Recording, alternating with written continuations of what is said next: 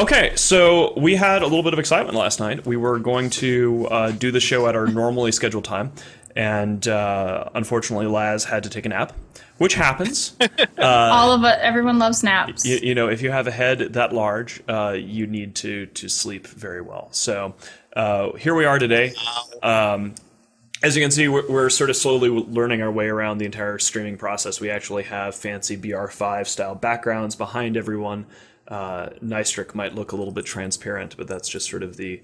That's what happens when you're the color of paper. See, look, everybody, color of paper. The adventures. Now the green screen is going to really freak now that you did that. It autofocused on your paper, and everything is ruined. No, you're fine, whatever. Oh, okay. So yeah, Eva's been kind of in an interesting place. We have... sort of this weird mess happening in Immensea that Laz started. Yes. We have the CSM summit happening as of now with Sion Kumitomo, Xander Fina, ProGod Legend, and a few other people. Aw, ProGod Legend. Yeah, Piggle is actually in Iceland. So, the CSM stuff is probably not the most exciting of topics to launch into, but I just want to say that, back in the day on the CSM6, it was always kind of fun for us because, with the exception of two people, before the single transferable vote system, CSM6 we had everyone but two people who went to Iceland was part of the same like nullsec block crew. And we ran around and we just destroyed Reykjavik. Like it was great. Like it was one nonstop party. And this time, there's fewer people are sent to Iceland, and it doesn't really look like a group of people that will be hitting the bars in Reykjavik and having as much fun as they could have. So that is very unfortunate.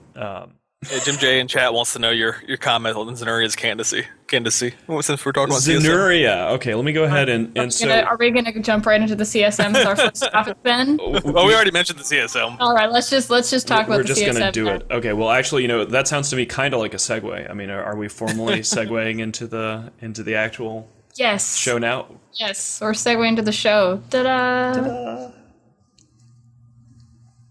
Excellent. Well, I feel better now. I'm glad that we had a chance to have a segue. So Zenuria's candidacy. Zenuria runs all the time. Zenuria is a little weird and has been obsessed with various people. He tried to send me a chat on Mittani, actually, today when I was logged in this morning. And I guess he wanted to talk about... I have no idea. I didn't actually, I didn't communicate with him. Didn't engage? No, I didn't. I often just, auto-close the, when people try to talk to me, I just kind of, go, oh, okay, whatever. And I don't actually... I don't blame you. Yeah, no, chatting it's a thing that people do, I guess. Some people like it. In-game conversations are always so dodgy. Oh, that's right. Somebody points out in chat that Zenuria was briefly in Karma Fleet for all of about an hour before somebody noticed and kicked I noticed him out. Fleet on Friday. Just to kind of clear that up real quick, he always runs for CSM. He usually is running on some sort of transgender platform, he wants there to be a gender slider in Eve. Beyond that, I don't really pay attention to the CSM that much anymore, except making sure that Goonswarm's best people get elected, which is why we're shameless plug running. I was just about to ask. Yeah, absolutely. Sion Kumitomo and Indy are going to be running in the upcoming elections. They have announced the next CSM running period is coming soon. Sion, of course, is the top voted person and wouldn't be chairman if they hadn't dispensed with the chairman mechanic. So I don't really know anything about what Zenuria's platform is. It's just kind of funny that he is running. And, who knows, maybe he'll be able to beat Riverini's total. Aw, Riverini. I forgot about all these people. Aw. So now that you're resubbing to Eve, you're going to have to remember all of these people that you might have forgotten. So yeah, that's the Zenuria question. I imagine he'll be very happy that we're spending so much time talking about him. So why don't we... I don't know. What do you guys... I don't know really much about the CSM. I don't know if there's many people other than Zenuria that have... And the few Goon people that have announced their candidacy. Something I personally don't pay very much attention to, aside from when Davi ran. Well, the big thing right now is the summit, right? I mean, the summit is actually starting either today or everybody flew in today. I'm not sure whether they actually did work today and had meetings, or whether they were just sort of getting settled in. It's a Sunday, so I think that they probably... Yeah, I think that usually waits till Monday, doesn't it? Yeah, I think they'll probably be stuck in meetings all day tomorrow. But that is actually kind of interesting, because this is the grand, amazing, let's talk about SOV with the CSM summit. And everyone rightfully gets scared whenever CCP wants to talk about SOV. And so here we have, okay, so you've got Scion, you have Xander, you have ProGod Legend, who hasn't really been active in EVE, and reportedly was bragging about how he hasn't been active in EVE for weeks and weeks and weeks. And then beyond that, I'm not really sure who on the roster actually nominally knows anything about SOV. So it's kind of like... So we'll see how that goes. So CCP is going to be having a conversation with, a bunch of people about SOV and its nuances. And it's not like they can make it much worse, right? Right? God. Right? I mean, they probably could. So let's not jinx it. Let me give a shout out to our boy Hideyoshi Giri, who is saying hello in chat. But yeah, that's going to be a very curious thing to see what comes out of that, because we will probably not know until much later what exactly is discussed, because it usually takes them a while to get the minutes out. Right. I actually do have, I guess, a salient point to bring up about the CSM, surprising enough, is that the CCP has adapted to the 6-week release cycle, right? They're putting out releases every 6 weeks. Oftentimes it turns out that the CSM is only hearing about what is coming in the next cycle about a day or two, possibly, before it gets released to the public as to what's going to happen, the features and ideas for them.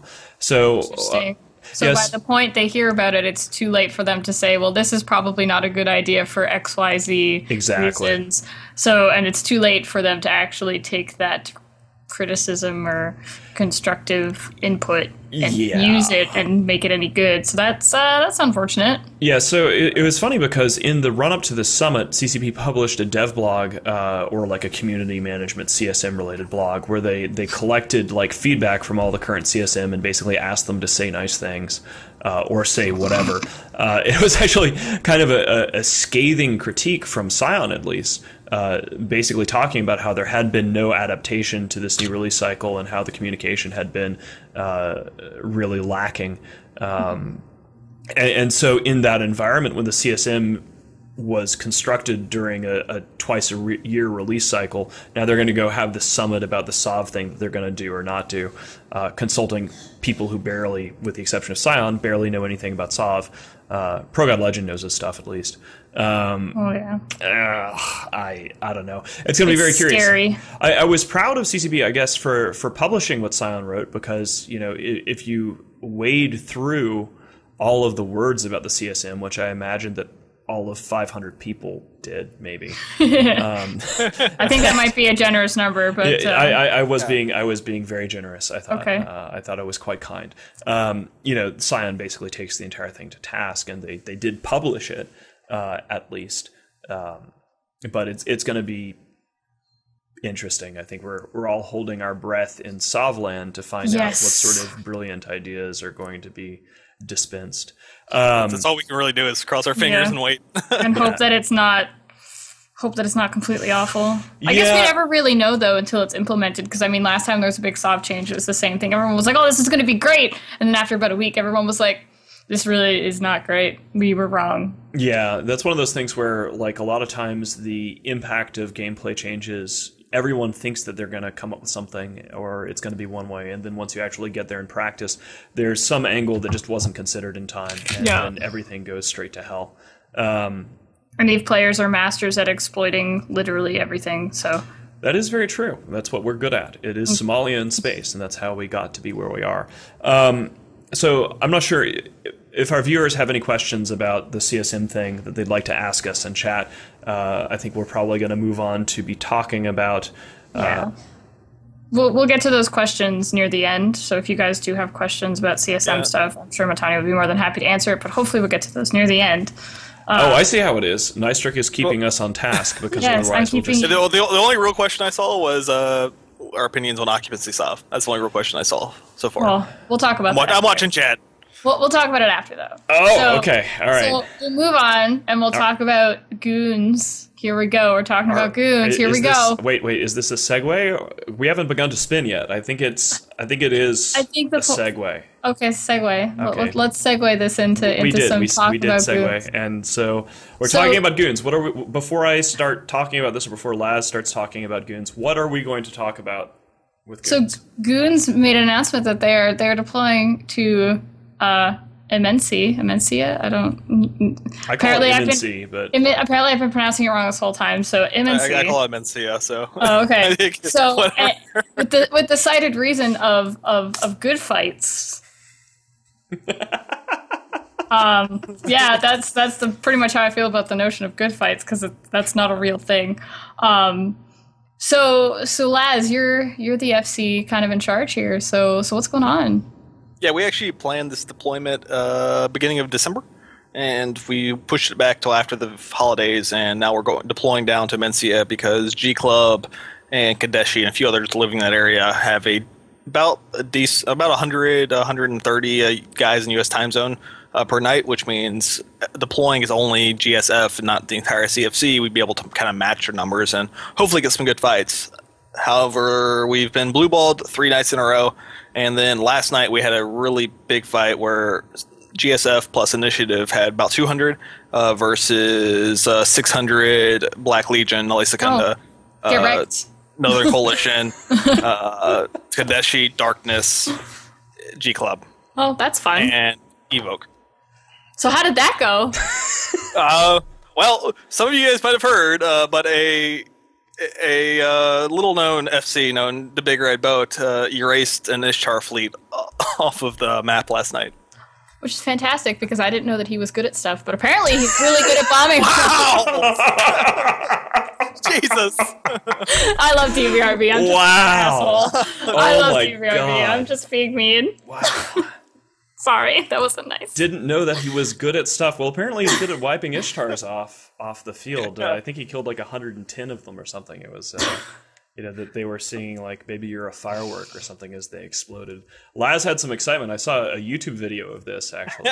Yeah, where, I fucking went nuts. You were cheering our boy on there. It was. Well, we were like completely outnumbered, and the only way that we stood a chance to fight is if the Big Red Boat was able to get a bombing run off. He did. That did well. He maybe like killed half a fleet. We didn't expect it to be that successful. You didn't expect him to just completely end the fight and send pretty much. Home.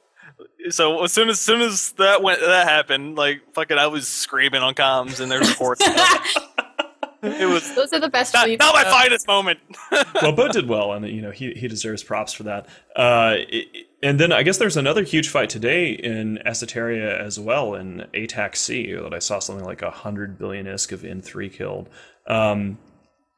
That's a lot of ISK. Yeah, it was a big fight between the Russians and them, and like they brought out their supers, and then like NC Dot came to try to bail the Noli Secunda supers out, and it was like a 5-hour long op.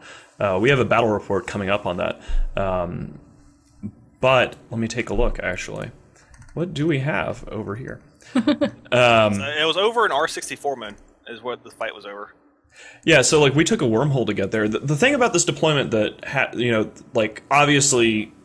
I'm not even going to try to defend the concept of good fights, right? Like when an organization says we're here for good fights, usually it's crap. Usually. We've always said the same about when other people say that they're just there for good fights. In this case, we have kind of a weird scenario going on where initially speaking, we had intended and did just deploy Goonswarm as an entity, not the entirety of the CFC. Normally we roll around together with our allies because good fights are bullshit. Usually you end up like having to blob everybody together because, nobody ever fights fair, because if you're fighting fair, you're not fighting at all.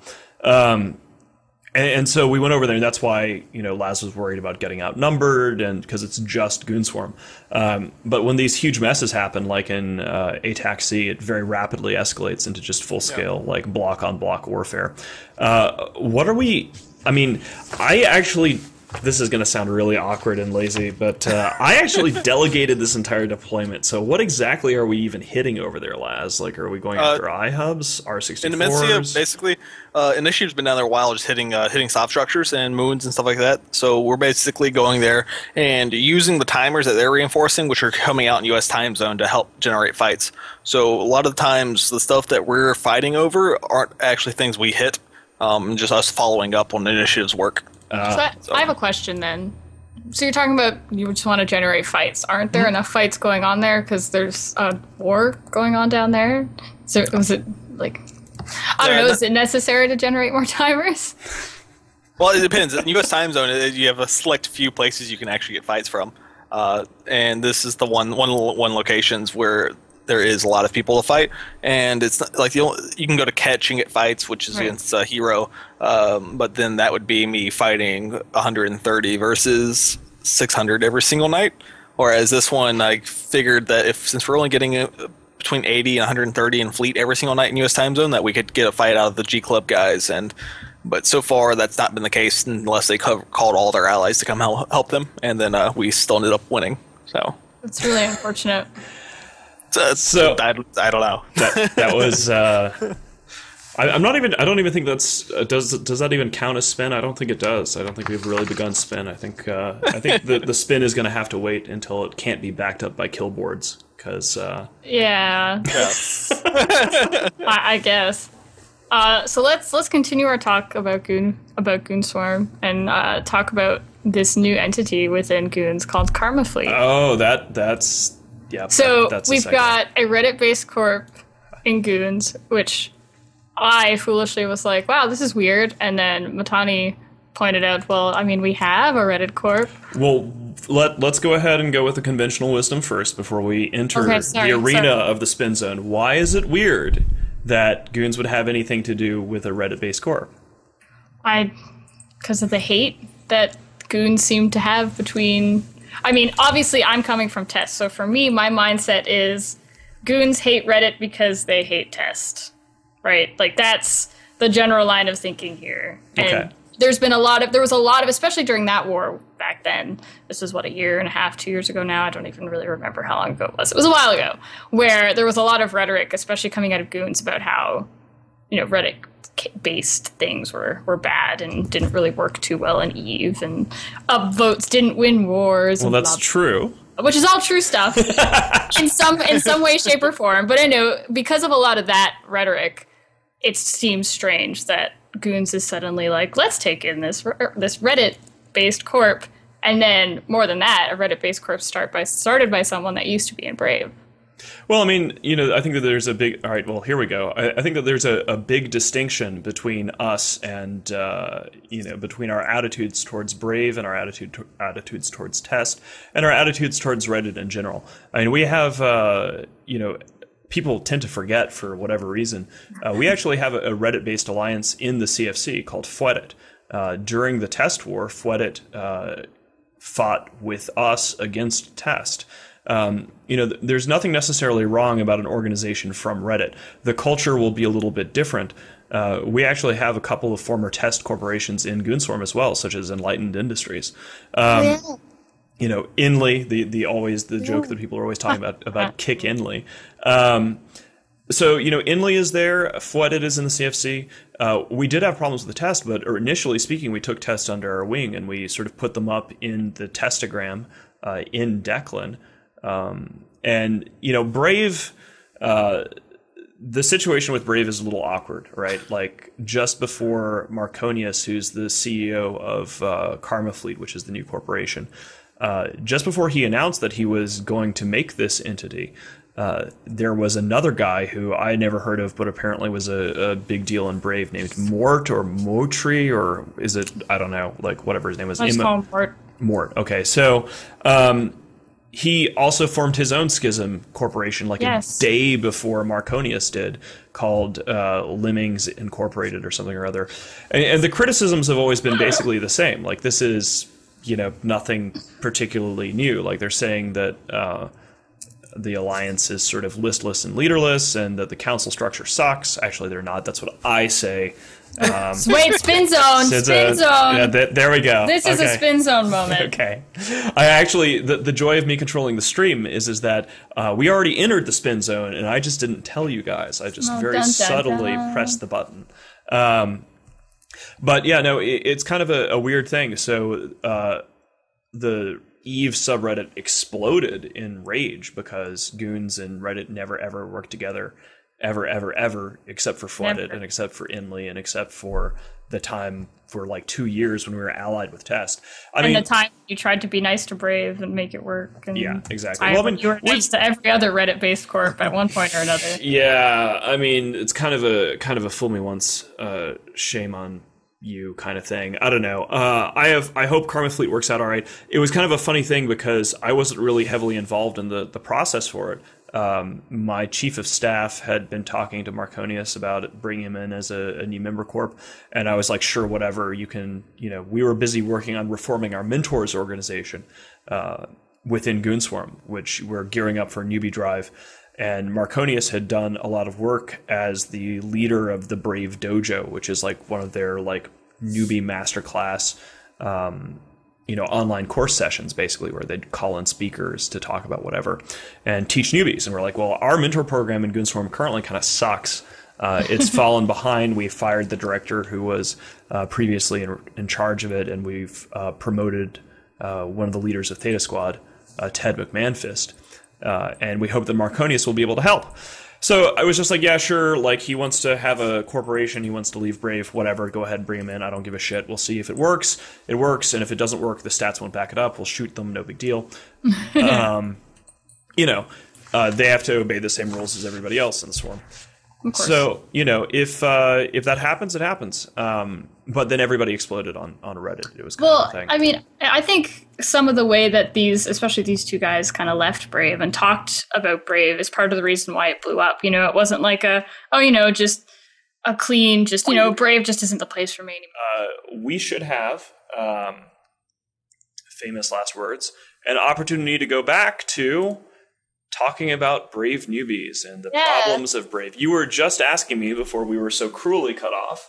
Not really problems with Brave, because I haven't seen, like, aside from Marconius and Mort coming out and saying whatever they said on Reddit, which is just, the basic question comes back down to, has Brave lost its way, or what is Brave doing wrong that is making these two kind of bigger people within the corp decide that it's time to go? I mean, the difficulty of any situation like this is I don't think that I can speak to what Brave's supposed to be, right? Brave is Brave. They're their own alliance. So I'm not going to get in the middle of, hey guys, like, what is Brave supposed to be? It can be whatever the hell they want it to be. I don't give a shit, basically. It's your alliance. Fix it, don't fix it, whatever. We accepted Marconius' suggestion regarding Karma Fleet and brought him over because he's a talented guy and he's skilled with newbies. We needed to fix our mentor system. Both Marconius and Mort, and I guess there's probably a faction within Brave, I don't know, I don't care, that is unhappy with them having ever left LoSec, right, and getting involved with SOV. But the people who are in Karma Fleet are obviously not that unhappy about SOV and NullSec because they're joining Goonswarm, right? So that's, I imagine probably just has to do more with the problems of factionalism that comes from a council structure. Anytime that you have a council running an alliance and you have a system like that, everybody pushes their own agendas, everybody fights to get their own little version of the alliance passed. And schisms are common in council alliances because when somebody has exhausted all the scheming and metagaming and backstabbing and Byzantine maneuvering and Machiavellian politics that are available to them, then they are able to basically take their clique. Because if you have a council, it basically forms cliques of people like, oh, like this is my favorite counselor and their friends and their little corporation or whatever. And then they all fuck off. So I have no idea. And I guess I'm failing at the spin zone because I should be pushing an agenda when it comes to Brave. But that's basically all I got. Laz, what do you think about it?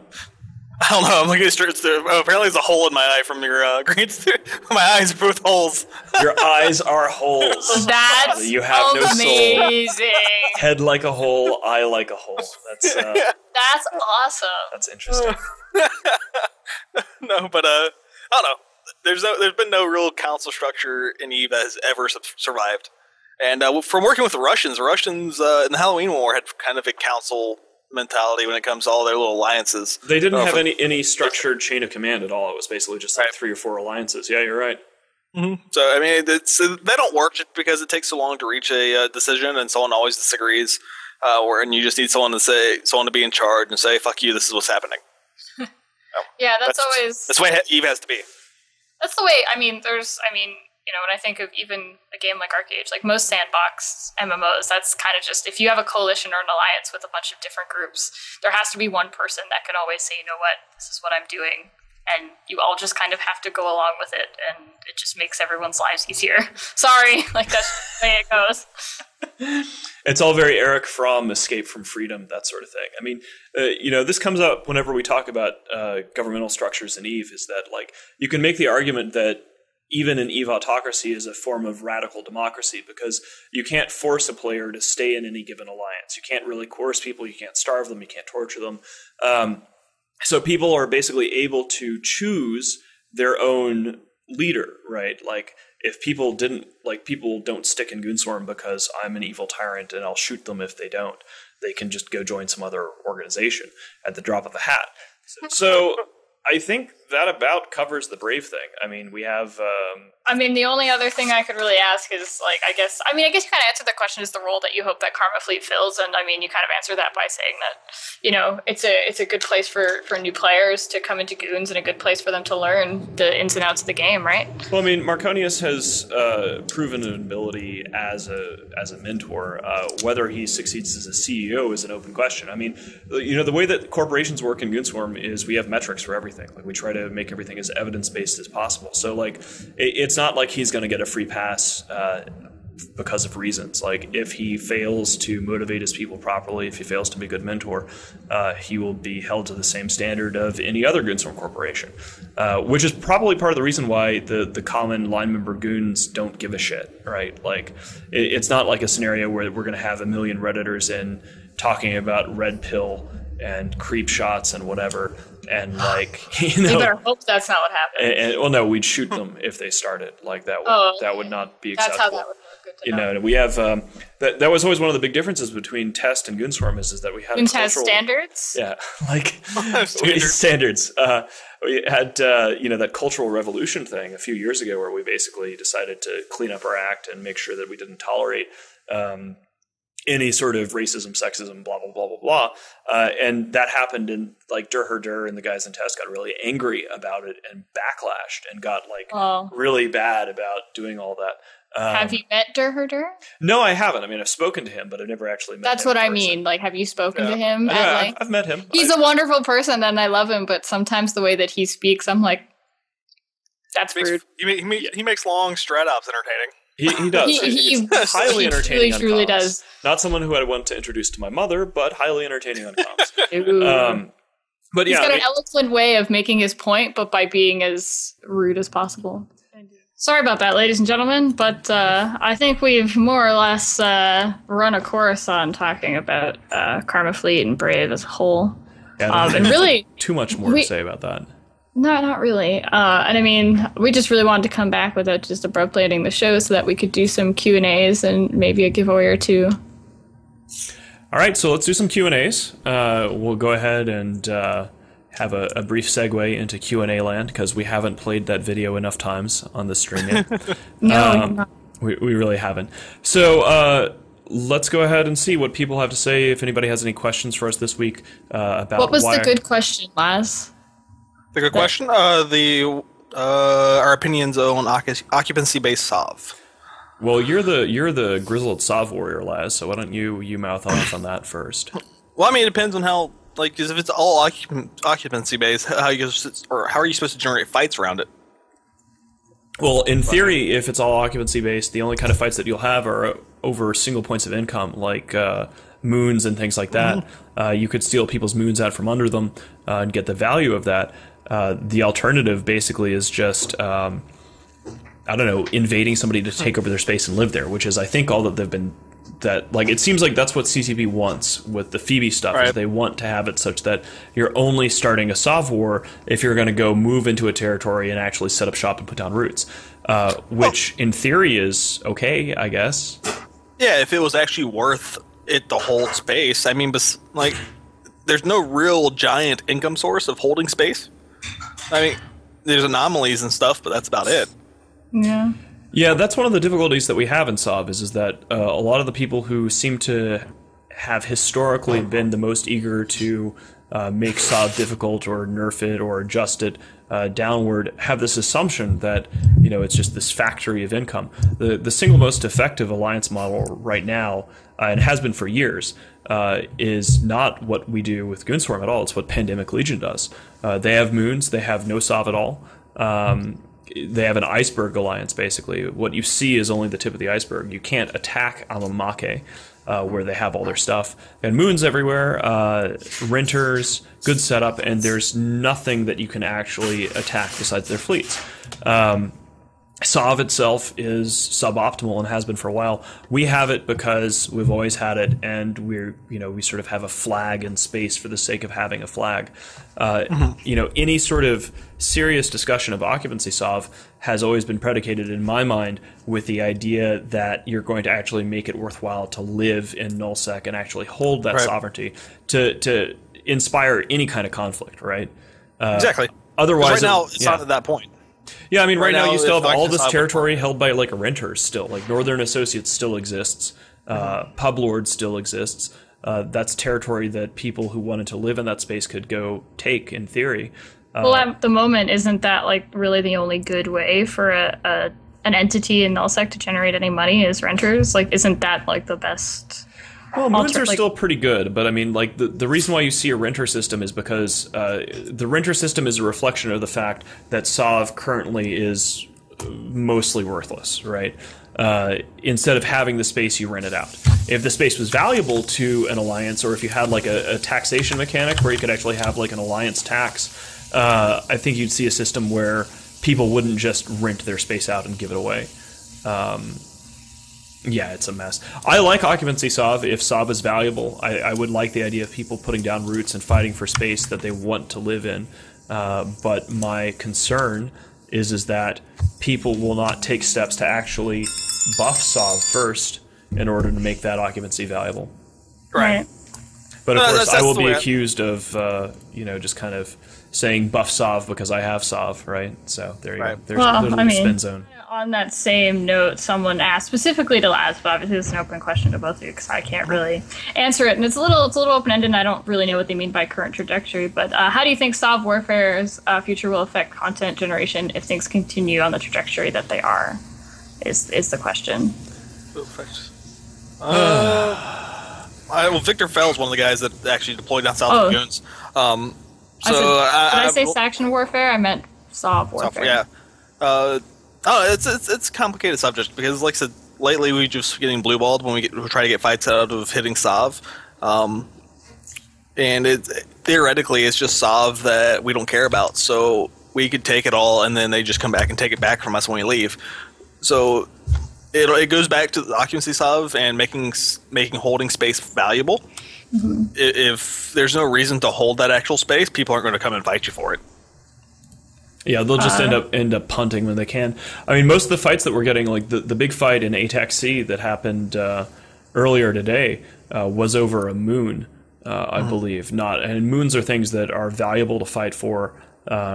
Sov itself is just a mess. I think that in general we're going to see kind of fights out of boredom. I mean, people are fighting, like the blocks are sort of squabbling with one another, but most people are still kind of glutted with space. That's not very valuable. And like it just doesn't seem like that much intensity is happening. Like the Solar Fleet war, the nominal attack by Solar Fleet on Legion of Death sort of just sputtered out with no real impact. We haven't had a really major, big, dramatic battle. We've been having some entertaining fights. The Ishtar's getting wiped out by bombers, us fooling around in the east, Initiative doing God's work and just chewing through lots of SOV. But I think that we're going to need to see more activity in this area of the game, or else it'll start going in terms of competition. All right. Yeah. Well, the Russian war actually has been completely stagnant ever since Pandemic Legion moved up there, and they've been dropping slow cats and supers and everything. So stagnant in the fact that Black Legion has, I guess, essentially given up in U.S. time zone, and for the past 2 nights they've decided to come down south. So apparently the bloated Black Legion can't handle singular Pandemic Legion. Definitely so it goes to the people always talk about who's the best Legion, and it appears to be Pandemic Legion. Well, we're rather biased there in favor of PL. We're not necessarily big Black Legion fans, but it is also something I was going to mention on the Meta Show yesterday, if we were going to do it yesterday before everything got all nap timey. It is interesting, speaking of PL, that Manfred Sidious and Bam Stroker, both from PL, are running for this next CSM, and it would actually be really cool, I think, to see both of them from PL on the CSM. Obviously Goonswarm is going to be voting for our guys, but we'll probably be happily putting Manny and Bam on our STV vote roster, because Manny knows his stuff very well, as does our guys. So it'll be nice to see all those guys in Iceland. Hopefully they'll get on. Next question. So there's another one just related to this, and then I'm hopefully going to move away from SOV, because it's a lot of unanswerable questions, but I thought it was kind of interesting.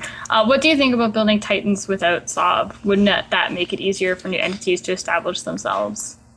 I think that the bottleneck for entities to establish themselves has a lot more to do with institutional knowledge and willpower than it does with levels of supercaps. So, for example, right now, if a newer entity wanted to go down into the deep southeast or base out of Stain and attack one of these Northern Associates regions that is relatively not necessarily so valuable, doesn't really have anybody living there besides renters, the big blocks post-Phoebe are not likely to interfere. Like, you're not really going to see if Evoke or Vega decide to go make some territory in, like, I don't know, Impasse, right? One of these, like, forgotten regions that I had to actually, like, think, what is that one that United Legion used to live in? Oh, Impasse, right? It's near MNC. That thing. Nobody's going to care. Nobody's going to go stop a new entity from that. Titans aren't really the bottleneck there, because you can buy so many of them on the open market, right? Like, there's just a ton of production, especially after the Phoebe changes. Not a lot of people are aware of this, but back in the day, you could only put one Titan build in one CSAA. And now you can have a Titan POS that actually has like 5 Titans in the thing, which has set up some really hilarious situations. We the Reavers, who don't exist and we're busy getting asked about the Reavers in chat. Thank you for addressing that. Totally doesn't exist. Happened to siege a fraternity CSAA in one of their first deployments, and it turned out that thing had 4 Titans in one POS. Oops. Which is just ridiculous. We did not destroy it. We were very handsomely paid off and bribed to quietly go away and not actually touch it, and we were very happy to do that.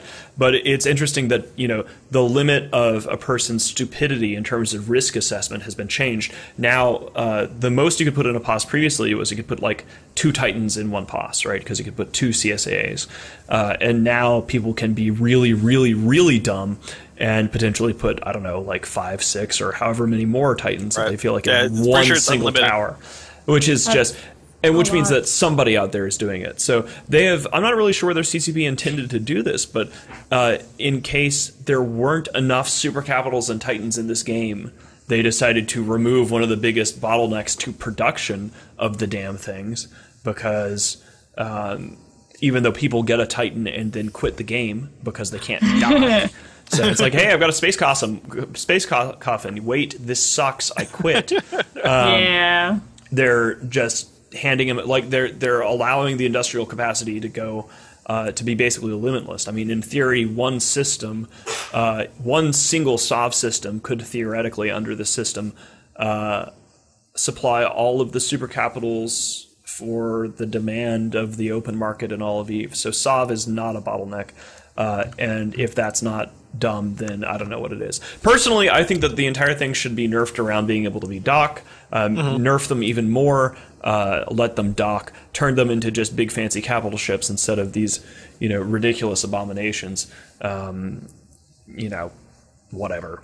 It's silly. It's hard for me to not just be openly bitter about that, because why would you, if super capital proliferation is an issue, why would you allow people to make zillions of Titans on a single pass? I don't get it.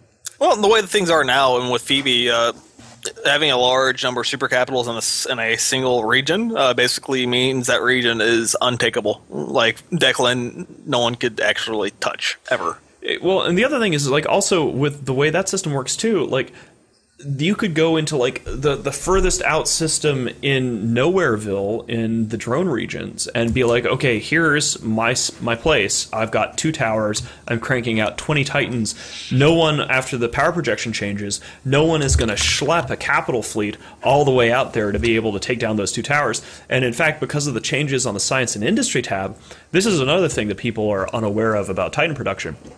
Back in the day, one of the reasons why we had so many fights about Titans and super capitals when there's only a few of them is that you could use spies to see where these builds were, right? You could open the Science and Industry tab and see what was building and how long it would tick down, regardless of whether you were in that corp. As long as you were in the Alliance and in the region, you could say, oh, there's a CSA over here. You couldn't see exactly what tower it was, but you could see a Titan is getting built here, a super carrier is getting built here, and sort of do some napkin math and figure it out. Now, there is no way to do that. So for all we know, half the drone regions are basically just spitting out Titans as fast as they can, 5 per pass.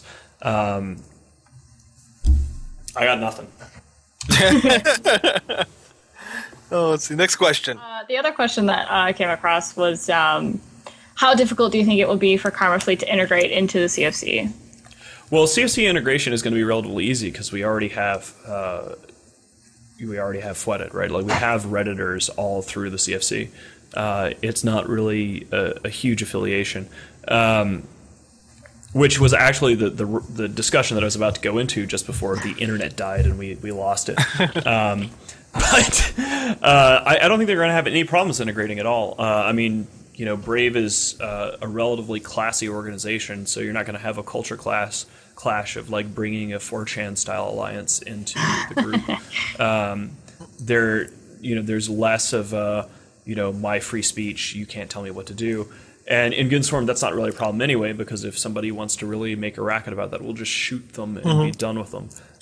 No man, no problem. That doesn't sound like freedom. Yes, exactly. You can, I want off Mr. Mittani's wild ride. I forgot about that. I really don't know why this is. My internet hasn't actually done this at all until we started streaming, and then now it's just crapping out constantly. I got nothing. Yeah, I still think it's something to do with the charter throttling you. But that would be rather amusing, but we'll see. What I'll do actually to test that is I'll probably go stream some sort of silly game like H1Z1 or Marvel Heroes, the games that I play when I'm not bossing people around in internet space, and we'll see whether that craps out. I've played a little bit of H1Z1. It's got a long ways to go. I just got a key. I'm excited to give it a shot. Yeah, it's got a long ways to go. I wanted to give it a couple days to sort of settle down after the initial early access launch. Because there's always teething problems with MMOs. But I am really curious. When we played it at the Sony studios a few months ago, it was actually highly entertaining, and then John Lander shot me in the back of the head, which was also highly entertaining. That's fun. He ganked me fair and square. It was pretty good. That man is a killer. All right, boys and girls, well, thank you so much for attending and suffering through and watching our antics here in the spin zone. One might say that we are actually headed towards the final phase of the show, which might actually count as a segue. And Jesus Christ, really? He just wants any excuse to use his I really do. Leo, so if you're listening, it's time to cut him off, man. Done. I'm a madman. I'm completely out of control. Somebody needs to take my badge and gun and tell me I'm off the force. All right, guys. Well, thanks for coming. Thanks for watching. Thanks for enjoying the giveaways, and thank you for suffering through as we have adventures in bandwidth.